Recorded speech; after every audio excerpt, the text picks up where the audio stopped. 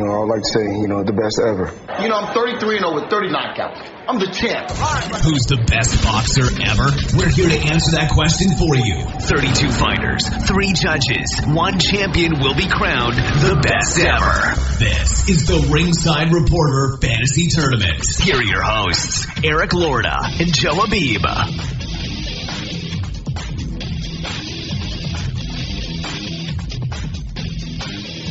Welcome to the Welterweight Fantasy Tournament. My name is Eric Lorta, and I'm here with England's adopted son, Joe Habib, and we have put together 32 of the biggest names in welterweight history. We have a Fantasy Welterweight Tournament bracket online at www.ringsidereporter.com, where you can see who's fighting and follow the action. Each week, we will break down the fights, give you the result according to the way we think it would have happened. The 3 judges for each fight will be myself, Joe Habib, and the third judge will be a computer program, and the computer will give its opinion on how the fight would have played out. All fights will be 12 rounds. So let's get started. The very first fight here on the docket, Maurice, the Thin Man Blocker, versus Roberto Duran. Let me tell you a little bit about Maurice Blocker. Maurice, the Thin Man Blocker, was a pretty good fighter back in his day. He won the WBC welterweight title from Marlon Starling with a majority decision. The thing that separated him was his height. He was 6'2", and that's pretty big for a welterweight.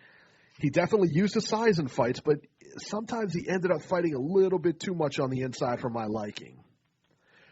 Roberto Duran actually won our fantasy lightweight tournament by decision over Pernell Whitaker. Duran was one of the best fighters pound for pound in history, which is why he's competing in another fantasy tournament at a different weight class. Duran, of course, won multiple world titles, including the welterweight title from Sugar Ray Leonard. Let's go ahead and break this fight down.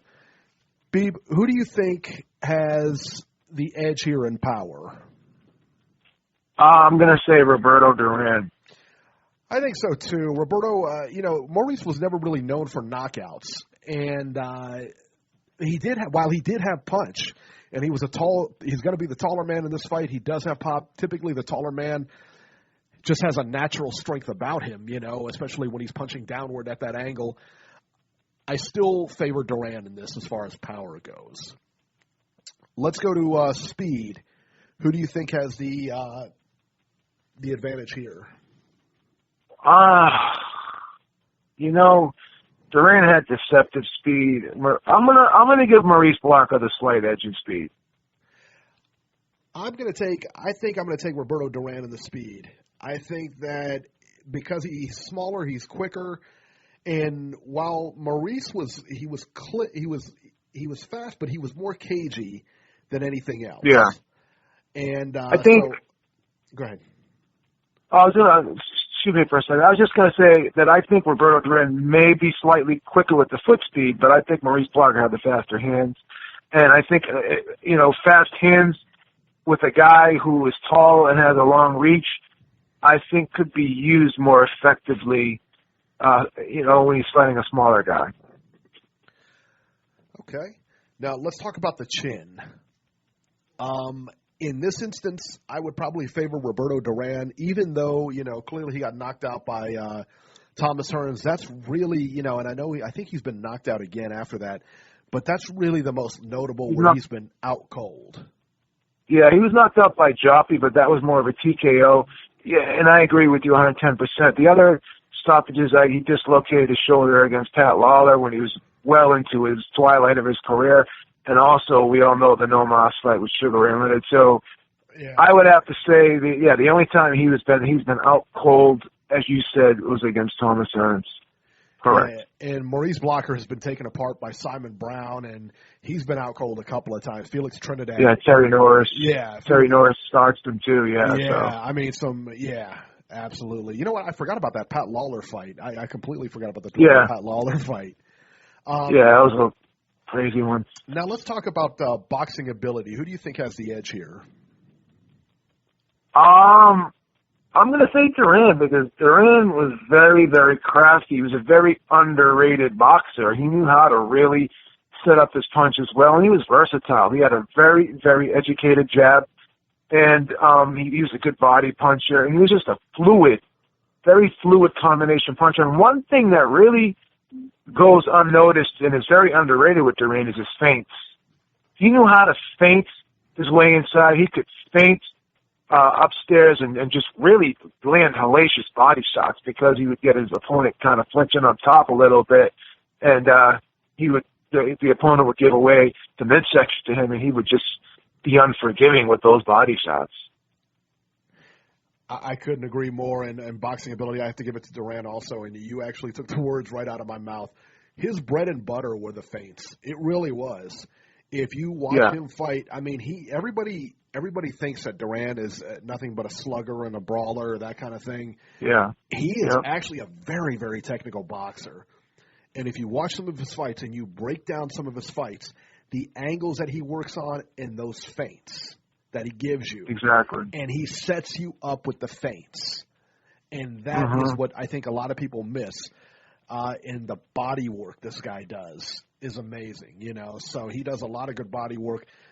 Now, as far as Maurice Blocker goes, he has very good boxing ability too. And like I said, his big thing, you know, at 6'2", I would have loved to see this guy with Manny Stewart.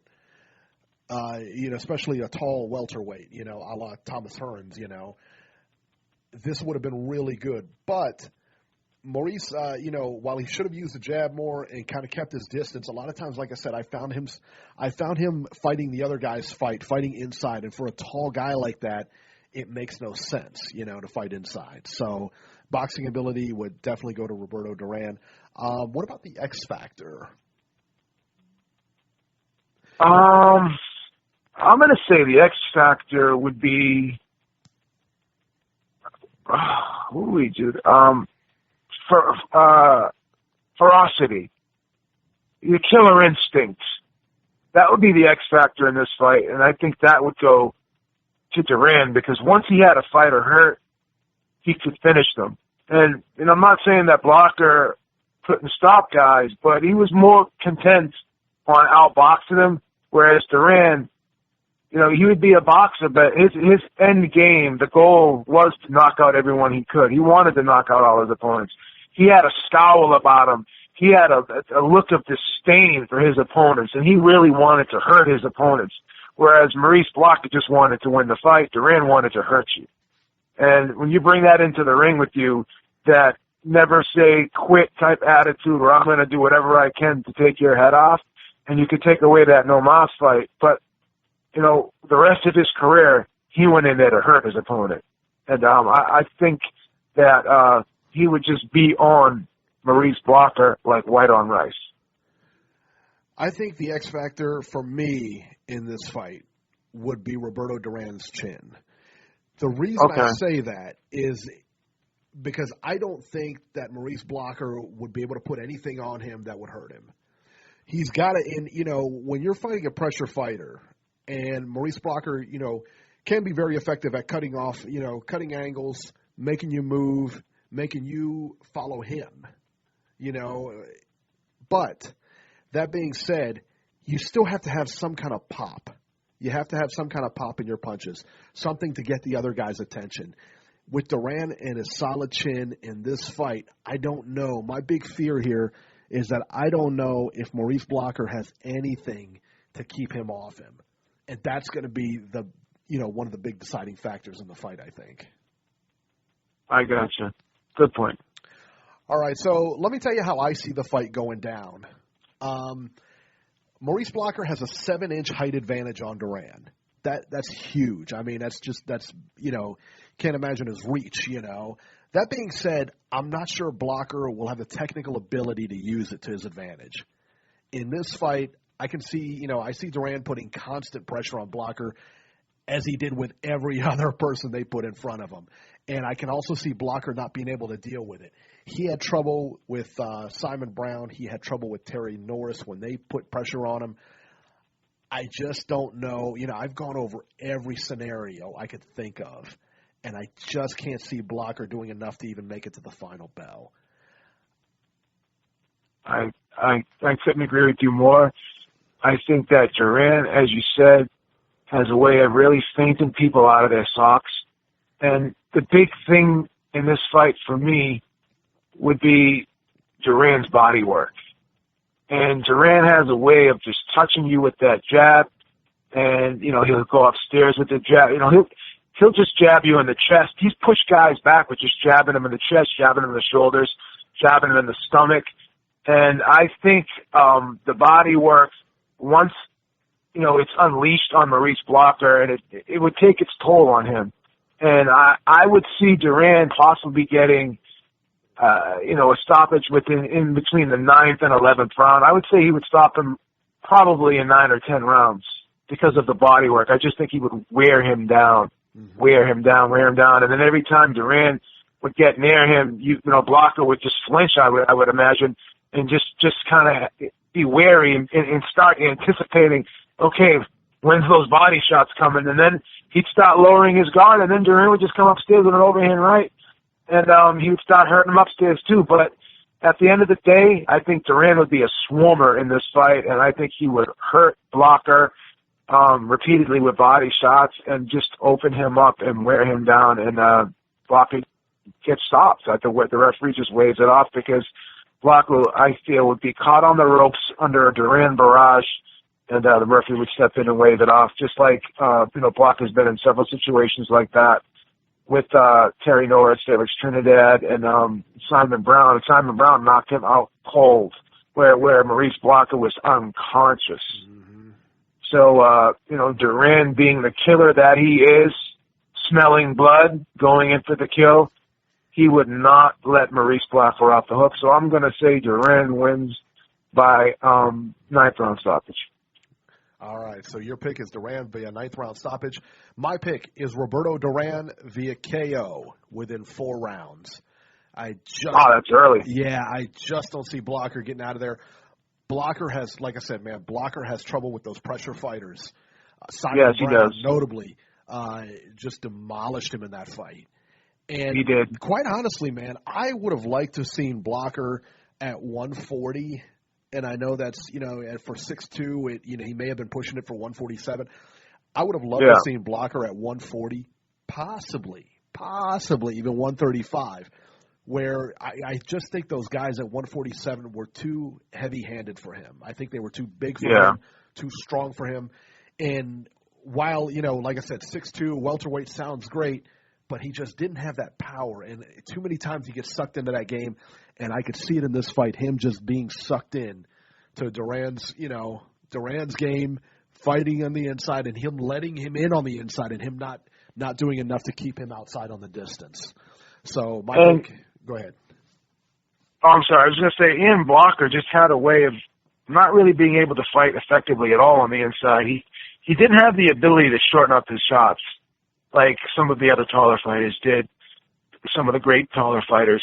And that was a big problem for him because he wasn't strong enough to hold and contain those guys, and he really didn't have the ability to shorten up shots. So he was at a significant disadvantage up close on the inside.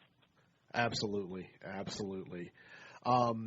So we both pick Roberto Duran via knockout or via TKO. The computer pick is Roberto Duran via KO. He won 82% of the time against Maurice Blocker. So. What round was it? Does it say the round? Different rounds. What we do is we play 100 games. We play the match 100 times, and each match will have a different result. So 82% of the time he won. Sometimes it was most of the time it was via KO. Some of the times it was by decision, majority decision, unanimous decision. Sometimes Blocker won by decision. Okay. So, but the majority of fights that won, and we do it that way. We play it that many times to ensure that there's no jerkery there. So it's not just a fluke incident or anything like that. We want to get the actual result or what would have happened according to the computer. So that's how the computer will judge. Okay. So Roberto Duran, moving on to the next round, and in the next round he will face either Manny Pacquiao or Barney Ross. And so that fight will be coming up soon. So stay tuned for that. All right, so let's move on to our next fight, our main event here. This is going to be good here. Sugar Ray Robinson versus Zab Judah. Sugar Ray Robinson was actually a natural southpaw, So I don't think that Zab Judah will pose any threat because of his southpaw stance. I mean, Sugar Ray Robinson's already familiar with that. He's fought plenty of southpaws in his time. I don't think that Zab Judah's stance is going to pose a problem just because he's southpaw. I don't see him being confused or this giving him any issues at all. Sugar Ray Robinson, by and large, by almost every historian out there, is considered the best boxer ever. So very interesting here. Zab Judah had fairly decent power, but overall it was the speed and movement that gave people problems. Judah's won multiple titles and has fought the best in his era. He's not always come out on top and has a questionable chin. The questions that you have to ask yourself here is, will Sugar Ray Robinson be able to handle the power and speed of Zab Judah? Robinson had never fought anybody like Zab Judah back in the day, and Judah has seen many with the speed and possibly the skill of Sugar Ray Robinson. So let's break this fight down here, Beeb. This is a different one, man, because here you have Sugar Ray Robinson, okay? Like I said, considered the best ever. However, he was the best ever back in the 50s and 60s and when he fought, okay? Boxing, if you say, to me anyway, if you say that Sugar Ray would be the same fighter now, then you're saying that the fight game has not evolved. And so this is where it kind of gets tricky. So let's break down the fight. Power. Who has the edge here? Would it be Zab Judah or Sugar Ray Robinson? Sugar Ray Robinson, clearly. I think so, too. I mean, power, Sugar Ray Robinson definitely had the power. He's knocked out many, many guys, many Hall of Famers. So I think definitely the power is going to be a difference for Sugar Ray. What about speed?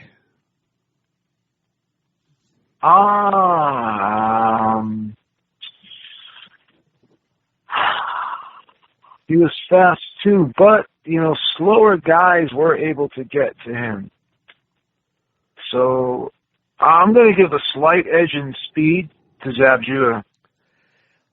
I'm going to give a big edge in speed to Zab Judah. From what I've seen on tape, Robinson is a sharp puncher. He's an accurate puncher, and he was quick for his time. Compared to Judah's speed, though, now, I think he would have a hard time with his speed. I really do. So I would give the edge to Judah in speed by a good margin. Okay. All right. Now, chin. Who had the better chin? I got to give that to Robinson, too. Yeah, I think hands down it's got to be Robinson. Judah's been rocked a couple of times. He's been knocked out in the second round by Kostya Tszyu. Wasn't he stopped by Miguel Cotto? Didn't Miguel Cotto stop him? I can't remember. Yes, he did. Yeah, he stopped him. Yeah, he stopped him. He stopped him, too. Yeah, he stopped him late. Mm-hmm. Yeah. I think it was the 11th round he stopped him, if I'm not mistaken. Yeah. Yeah. Now, this is interesting, too. Boxing ability. Who had the edge? Gonna have to say Ray Robinson. And one caveat here to this is, even though Ray Robinson could box, he likes to slug. He would stand toe-to-toe with guys when he didn't have to. There's not a ton of footage on him at welterweight, but we've seen him do this at middleweight. Mm-hmm. So you could assume that he possibly could have done it at welterweight. So I think the only fight I've ever seen him fight on tape at welterweight was against Tommy Bell, and he stood toe to toe in that fight too. So I think that he has the edge in boxing ability, but the big question is, would he use that edge throughout the whole course of the fight? So I would give him the edge in boxing ability. This is tough, man. This is so tough because as much of a legend as Robinson is, to say that Zab Judah would have the edge in boxing ability almost sounds criminal. Yeah. But that being said, Zab uses his feet a lot more. Zab uses head movement. It looked like a lot more. Just when we saw, if you watch his Corey Spinks fight, his fights with Corey Spinks, yeah, the way he moves in the fight, the way he comes in, he moves out, he gives it angles. And not that Robinson didn't do all that. I just see Zab doing it at almost at a different, and I want to say different level, but just different. He just does it differently than Ray Robinson. That's not to say Robinson, could have learned anything from Judah or vice versa. I'm just saying that he does it a little bit differently. Boxing ability, I think I'm going to have to give it a push for different eras. I'm going to give it a push. So I think it's tied. So let's talk about the X factor right here. What X factor, if any, do you have for either one of these guys? You know, as good of a puncher as Zab Judah was, Sugar Ray Robinson, I'm not saying this is a proud feat, but he hit so hard that he killed a man.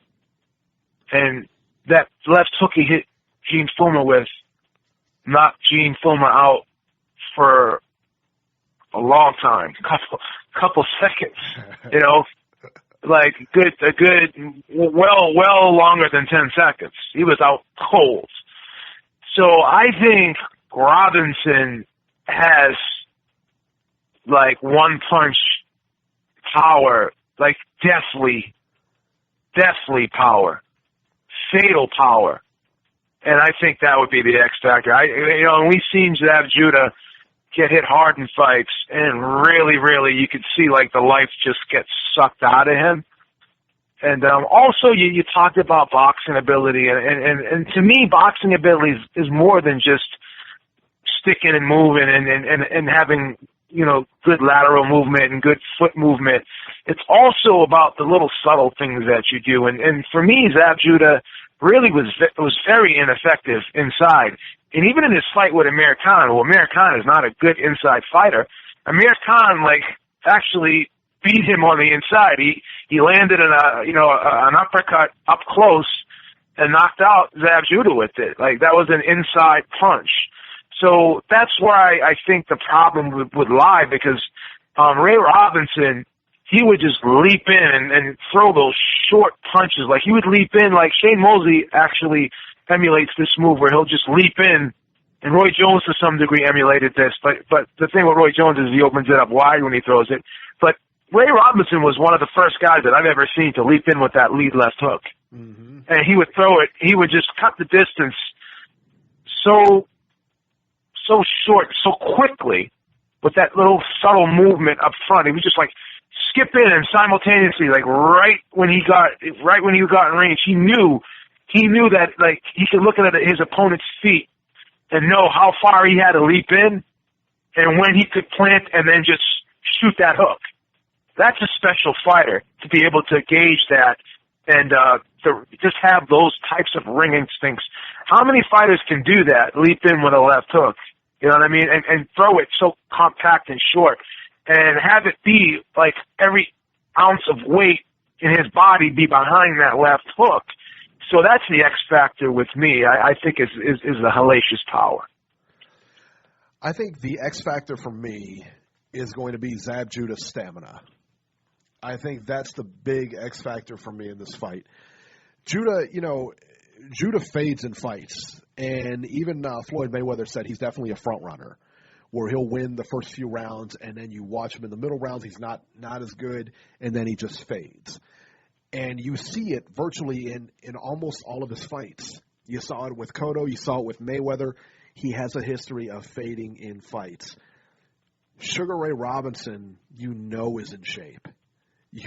Comes to fight, has been in wars, has stayed there, has stayed in the pocket in wars. I mean, this guy comes in shape, and he can go round to round. There is no quit. He doesn't get tired. This guy, is used to fighting those. And in a 12-round fight, when you have a guy that's used to fighting 15, the stamina has definitely got to go to Robinson for sure. I mean, without question. And so that's the X factor for me. Can Judah go the distance here? Can he go effective distance here? Because maybe he can make it out of the fight, but does he do enough to win the fight? I don't know.